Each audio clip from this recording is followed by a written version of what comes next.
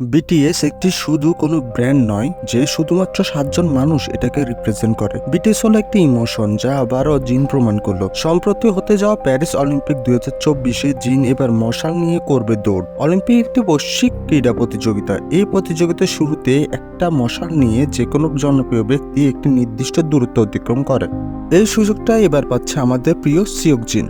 এবার 14 জুলাই প্যারিস অলিম্পিকে জিনই হবে প্রথম টস বিয়ারার যে লাভরে পিরামিড এ আসার জন্য একটি নির্দিষ্ট রাস্তা দৌড়াবে। ইতিমধ্যে আর্মি জিনকে উৎসাহ দেওয়ার জন্য জড়ো হচ্ছে। এছাড়া জিনের প্যারিস এয়ারপোর্টে ফ্যানরা ছিল সমাগম। আর্মি জিনকে একটিবার দেখার জন্য সেখানে ঘন্টার পর ঘন্টা জড়ো হয়েছিল। সাউথ কোরিয়া সহ সকল আর্মিরা জিনকে নিয়ে এখন অনেক গর্বিত, কারণ এরকম সম্মান খুব একটা সহজে মানুষ পায় না। টুইটারে জিন জিন জিন এখন ট্রেন্ডিং করছে। 14 জুলাই বাংলাদেশ সময় রাত 12:30 বা আজ রাত 12:30-এ জিন মশাল নিয়ে দৌড় শুরু করবে। সবাই লাইভে এটি দেখার অনুরোধ রইল। আশা করি ভিডিওটি ইনফরমেটিভ এবং ভালো লাগলে লাইক, কমেন্ট এবং সাবস্ক্রাইব করবে। আজ এতটুকুই। Good bye armies.